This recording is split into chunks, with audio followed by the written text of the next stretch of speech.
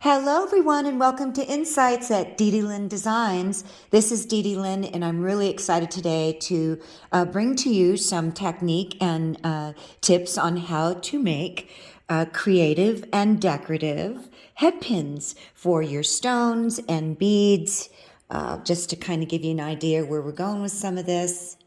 I think it's just really helpful for all of us to, as we advance, we forget how frustrating it was to figure out how to do these little tiny things like a swirl. So you'll have to forgive my hands, my calluses and bruises and stains, but that's the world of wire. So anyways, I want to thank you all so much. And please, your likes and comments are so appreciated in the social media world. We all know what that's about. So you have to like and comment, but genuinely, please, anything you want to say, I really appreciate it. So let's get started. So the first thing I want to teach you, and this is a really cool tip, is you'll notice that I have two really great pieces of straightened wire here. And by the way, I'm using about 4 inches of 22 gauge. The length of your wire will be determined on what you're making. If you're making a lot of findings or you're using really large beads, the purpose of this is just to teach you how to create head pins and decorative ones for the bottom of your beads, gems, or crystals. So anyways, here's the first tip and little trick is how to straighten your wire. And yeah, you can do that with your hands. But I learned this, by the way, we all learn from each other. None of us are islands. The ancient art of wire, from the history that I've read, dates back before the Phoenicians. So believe you me, we're all getting it from each other all the time. And kudos and shout outs to all of you wire artists out there. So here's a really cool tip. I don't remember and trick and technique where I learned this or who I learned it from. But anyways, this is a really quick way to straighten your wire. So you can use a hammering block, but that's in the garage. So I'm going to go ahead and use my Rio Grande spool of wire. And all I'm going to do is run this up and down that wire. Let me move it back. And it's not only going to straighten the wire, which is what you need anyways to make a really good head pin, but it's going to harden it, which is really important when we are making head pins because we're using lighter gauge wire, so it tends to bend and get out of shape a lot easier. So take a look at that. Isn't that cool? Nice straight piece and hardened wire. So the first one that we're going to make is going to be a swirl. So I am going to use the smallest part of my chain nose or round nose, and a petite tip round nose would be very helpful. And I'm going to kind of smash this end a little bit because I want to close that loop as much as possible. So now I'm going to turn my pliers, and in little tiny increments. And by the way, that's a tip in the world of wire art, is you work in small increments unless you're working on a large scale item, but still you're working in small little tiny movements. So I've made my loop. I want to bring it in just a little bit more because I really want to, and your wire will tend to turn on you, especially when it's round. And then you're chasing it around. Turn that in a little bit more. Then I'm going to go ahead and get my flat nose, and I'm going to work off that tip. And I'm going to start pushing it in. Can you see that? I'm kind of pushing and curling at the same time because I want to close that loop as much as possible. And that's pretty darn good. So now I'm going to get my chain nose, which are different. Here's your chain nose. So they're flat inside, but they've got a round on the outside versus your flat nose, or flat everywhere.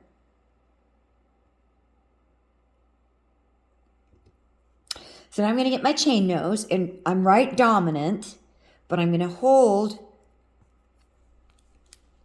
I need to turn my wire away from me. By the way, you turn it any way you want. And it's going to be 2 movements in one. And what I'm going to do is kind of on an angle right here.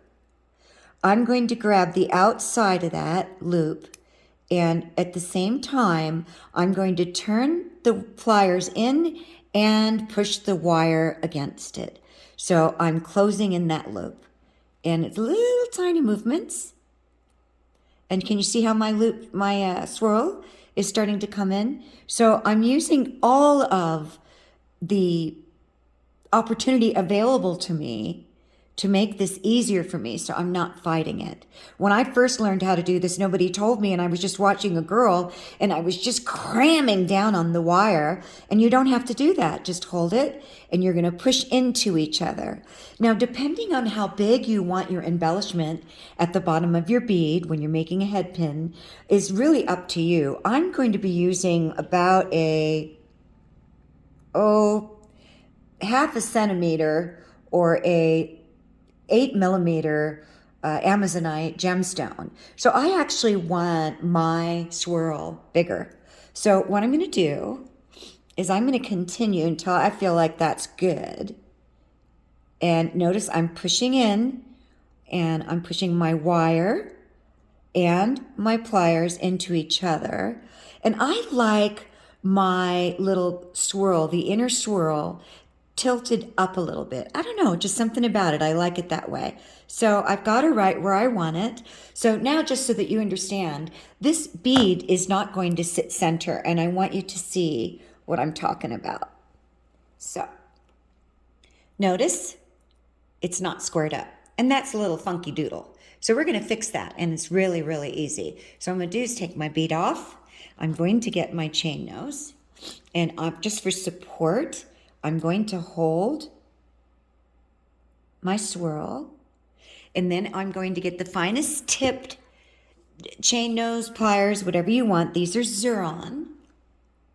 And I am going to turn this up. Make sure you got a good grip on it on a 90-degree angle, really sharp. And I don't have the best grip, so I need to get a better grip.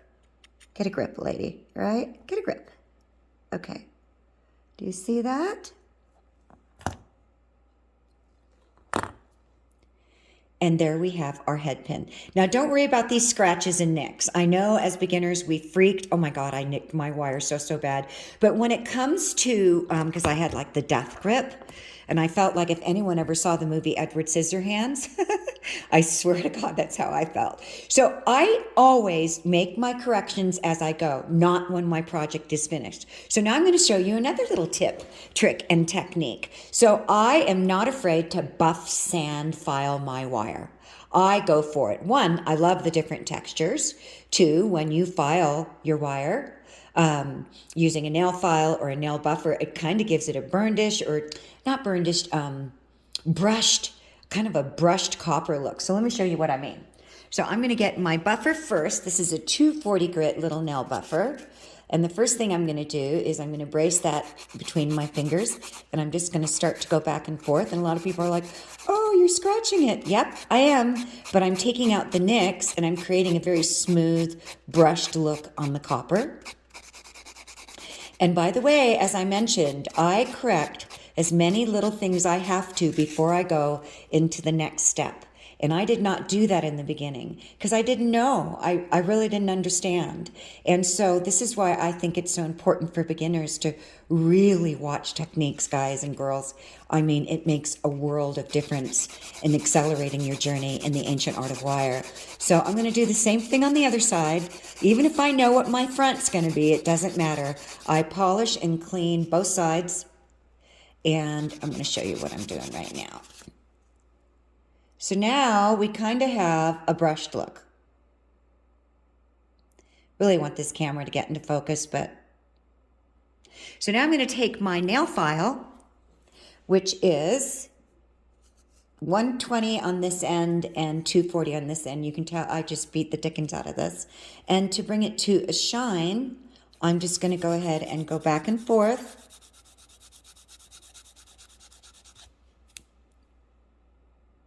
See, let's bring it to a shine. And what's really cool is when you sand or kind of create a brushed look on your copper, when you go to oxidize it, also known as patinating or antiquing the copper, which is a natural process with copper on its own. Copper is a living metal, so it reacts to chemical changes, sulfur, etc. So we just speed that up. But when you oxidize it after you've sanded it or filed it or brushed it like this, it really brings out highlights and lowlights after you oxidize it and make some really cool textures in the wire. So you don't have to do this, you guys. I just do because I like it. So whatever you like. So anyways, we've squared up our first head pin, and now we're going to go ahead and put our bead on.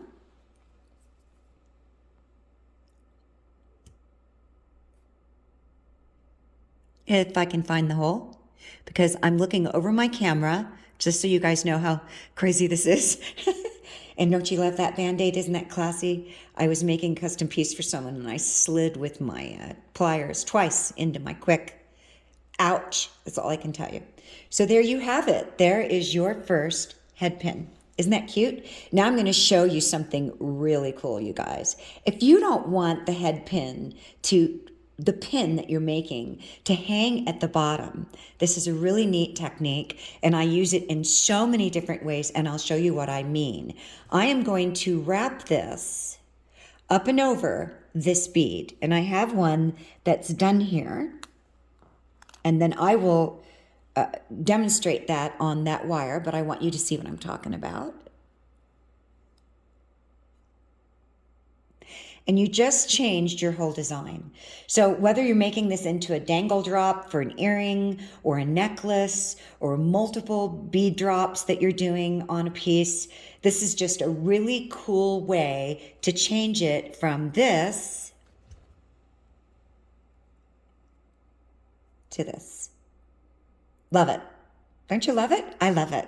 So let me give you an idea of what I mean, how you can continue to embellish off of what would be a traditional or standard head pin just at the bottom of a bead, but we're making decorative ones. But even to go further with that, here's an earring that I'm working on, and it's the same concept. I'm making this to match a necklace, and instead of having just the head pin at the bottom of it, I wanted to make that bead more decorative, and that's an African turquoise. So instead of having this at the bottom of the bead, I took it up, I bent it, and created it into an open swirl, then created my loop at the top, and then brought my loop together like a teardrop. And maybe I'll do that in another tutorial. Your likes and comments, please let me know. Hey, you'd love to see how to do this earring. And then I wrapped it around my loop and tucked it in the back.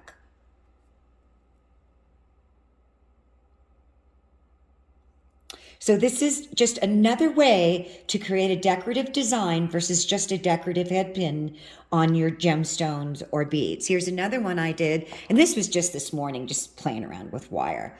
But hey, a couple of swirls and off you go, instead of just having a basic head pin on the bottom. But we aren't just doing basic head pins. So there's our 2-in-1. And I'm going to show you how to do this now, and it's really easy. So I'm going to take my head pin that I just made, and how to figure out how much distance you need between the head pin right here in order to have enough wire to come up in the hole and bend around. I just take my design and I put it where I think I want it on my bead. Now, there's different ways people do this. You can hold this and try to bend it over the bead, or you can go, okay, here's my hole. This looks like about 3 to 4 millimeters. So I'm just going to put my thumb right there. So I kind of want it to sit right there. So I'm going to bend it right here. You can eyeball it. It'd be kind of hard to measure this because it's so tiny. So I'm just going to take my thumb. I'm going to get my needle nose pliers. And these are Xuron, by the way, if you don't know what these are. And right where my thumbnail is, that looks a little high, I'm going to make a very sharp, and you can either bend from here or bend from here, 90-degree turn, just like that.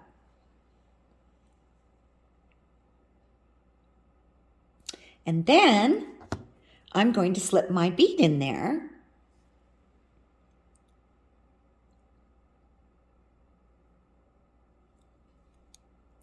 And I'm going to push or hug my spiral over my bead.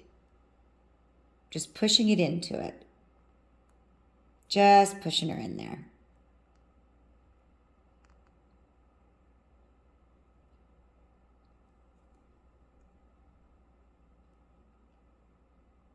And because it's 22 gauge wire, it's much more malleable. You can definitely manipulate it more. And there you have it. So depending on where you want it to ride, isn't that cute? And if for any reason your wire is bent back here, all you have to do is straighten it. And that's a very easy technique, again, done in little increments. And I find that the wider the jaw of the plier that you're using, the better it is versus trying to straighten your wire with this tiny little jaw here. You do much better if you have a wider jaw, like a flat nose. And you just start at the base of your bead and you just make tiny little increments as you're going up. And then whatever your goal is from here, whether you're just going to make a loop and tie this off, or you're going to make a loop and then add another bead, it's really up to you. I didn't plan on showing you how to loop this off, but since I'm here, I think I will. So what I'm going to do is I am going to take my pliers, and I don't need much of a gap there. Very, very little, because I think I want to do 2 or 3 wraps around the top of that. Can you see that? So I am going to bend this back. I'm going to come closer to my bead. Make sure your bead is snug up in there. I'm going to bend that back on a 90, almost a 90. Then I'm going to take my 6-step bail making or round nose or whatever you want to call it. It's 6 steps to make 6 different sizes to make different loops. And these are multifaceted. And once you learn the things that you can do with these, it's amazing. And I'm going to take them as close as I can to where my loop was. And I'm going to use the smallest loop right there. Okay. And I'm going to push that wire up and over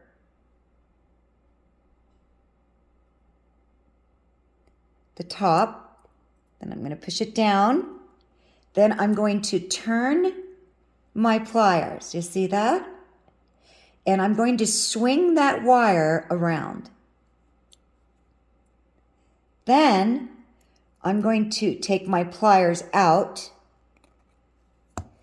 and I'm going to put them back in just for right now.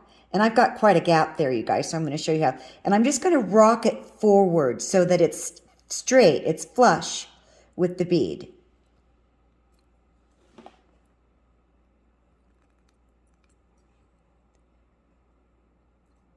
Now I'm going to take them out of the pliers, and I'm going to take, and I use my fingers a lot, and because this is such a light gauged wire, you can really manipulate it. So I'm going to put my chain nose or needle nose pliers over this, and since I've got quite a gap, I'm going to take advantage of that, and I'm going to do a lot of wraps.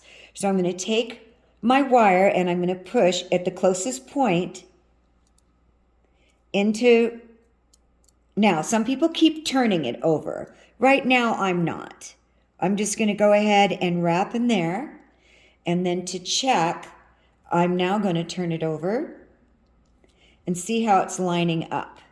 And that's a little crooked for me. So all I'm going to do is get my pliers in there. Let me tighten this up. Don't worry about the bend in your wire. We're going to cut that off anyways. And then I'm going to go ahead and hold it. And this is my opportunity. What I'm saying, like earlier, is to fix everything as you're going. Don't wait until the last minute after you've completed something. You may not be able to get back in there again. Oh gosh, I'm out of screen. Sorry, ladies and gentlemen. Okay, so I think I'm going to wrap this around the top of my bead.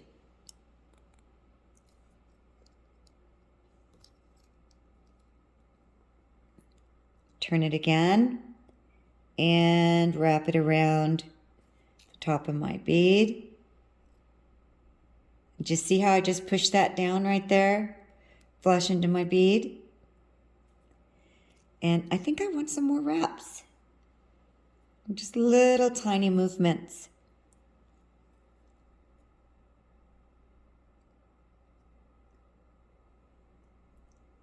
And I'm going to show you another little trick. Instead of bringing your wire back up like some of us do and tuck it inside of here, I'm going to make a little loop on the back. So far, this is what we got.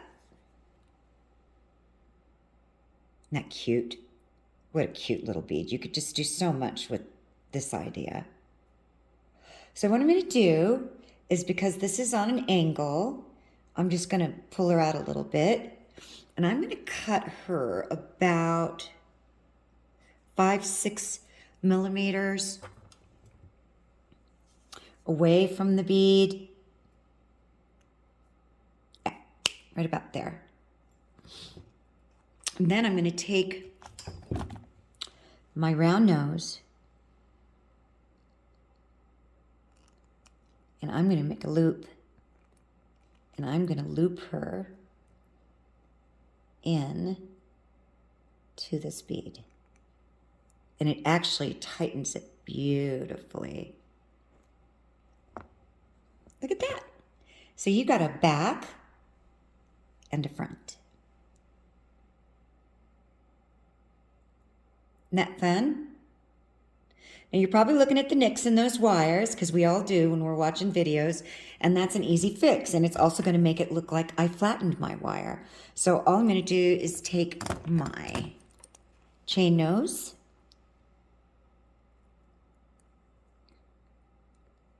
just to hold it. Oh, sorry guys, I just want to share stuff so bad, but I'm just having a rough time with this whole video thing. And all I'm going to do is file it. It's not going to hit the bead because it's raised above the bead, so you don't have to worry about scratching it. And it's going to look so cool. You're going to love this. So lots of tips and tricks today. And you're going to think, how did she flatten her wire and get it on there like that? Just like this. It's magic. So let's take a look.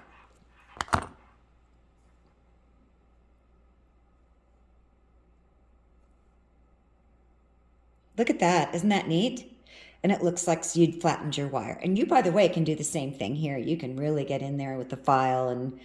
But there is not only how to create a decorative head pin, how to embellish off that head pin and turn it into a decorative bead design, as well as how to create a loop and wrap over the top and create another loop on the back, as well as another tip and trick, how to file your wire, get the nicks out, and make it look like you flattened it.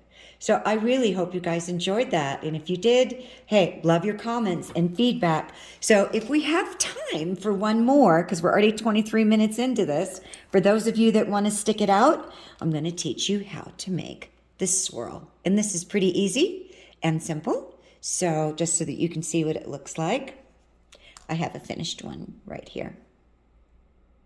Isn't that cute? And this would look really, really cute hammered, this part right here. That is liver of sulfur, all that stain on my fingers. Sorry guys, but hey, it's the life of the world of wire. So, all right, one more. So we know how to straighten our wire, and that's a little cool tip and trick. And we have just learned how to make a swirl for a decorative head pin. We also embellished upon that swirl, and we turned it into a decorative bead design, and then we made a loop and made a little design on the back of that bead. So we're just having too much fun. Okay, so here's how we make this, and this is super easy. And again, all I'm going to do is make a loop. And I am going to not close this loop. This is going to be an open loop. This is going to be the bottom. And I'm just going to gently kind of soften that edge and turn that loop in. And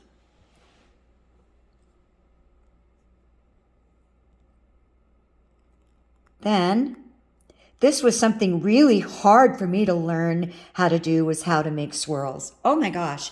I don't know about the rest of you out there if you're beginners, but I remember asking this one girl that was doing tutorials all the time, can you please show us how to do swirls? I couldn't get a swirl straight for the life of me. And apparently that's a big frustration with most beginner wire artists, is how to create a swirl. And I got to tell you, gang, it's just practice. But if I could give you a tip, once you get the beginning of your swirl started and you want to create an open loop, hold on to your swirl wherever you feel most comfortable and let your wire do the work for you.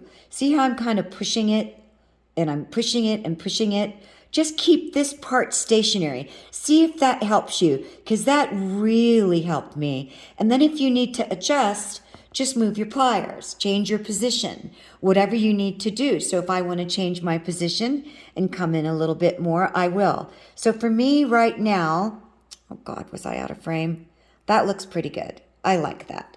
So what I'm going to do is I am going to take my wire all the way flush against my loop. And I'm just pulling it in there, just holding it down with my fingernails, because I'm now going to make a double loop to create that S swirl. And I'm probably about 3 to 4 millimeters away from the body. And I'm going to let my wire do it for me. I'm just pushing it, letting my pliers be my anchor. And I'm going to come up. Then all I'm going to do is rotate my pliers. If you have to, change your hand position and bring them up again. And what I want, my goal is to have this wire come up to the top, because I want it to ride over the top, because I'm going to have to square that up. So I need it over the top so I know where center is.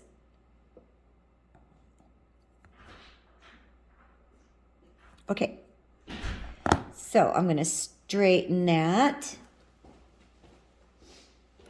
I'll be back in about a half hour. Oh, they just heard that on the video. By the way, everybody, that's my husband. What? That's him talking again. He's walking by talking, so just enjoy the background. Oh, sorry. He just said sorry. You're all going to get a good laugh. We're only human, right? Okay, so I am going to turn this around, because that's how it works for me. And I'm going to take my very petite, and I'm going to start working this to make it flush with center and squared up. And now you have your very decorative S loop at the bottom of your bead. Isn't that cute? And like I mentioned earlier, you can hammer this. You can cut that loop in there if you want. So let me just tell you, the sky is the limit. If you wanted to change this, or you didn't want it as big, or you wanted it closer, don't fear. I feared a lot. I was always afraid to do things. And I'm like, I'm doing it. I'm cutting it. So I'm going to go in right now, and I'm going to cut that off. There we go.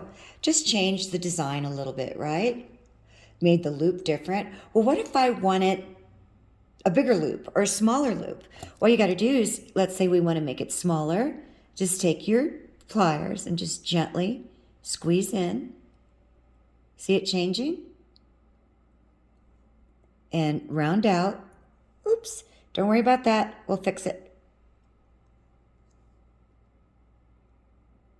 almost everything can be adjusted. And I might want to make this more full. And we just changed that look.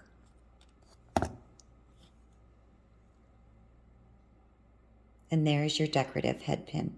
Now you could, figuratively, fold this up and over this bead if you wanted, and it would change the entire look.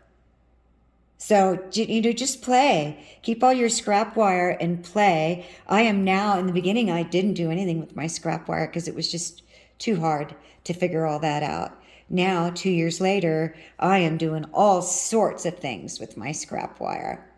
So, just play, you guys. Well, thank you so much, everyone. I'm sorry for all the bleeps and boo-boos and the camera going in and out of focus, but honestly, I don't know how to figure that all out yet. I hope you got something out of this tutorial, some insight from it, and please, please, please, comments, any of it, ideas, how to be a better videographer. I thank you so much. Have a wonderful, magical, fabulous day. And all my information is down below in the description. My website, Dee Dee Lynn Designs. You can follow me at facebook.com, Dee Dee Lynn Designs. That's DDLYNN Designs, plural, at Facebook, where I post all my new designs almost every day. Sometimes I get burnt out on social media, so honestly, I take a break, but always putting up some new stuff, and please give me your feedback. Thank you so much. I know this was long. Have a fabulous day, everybody.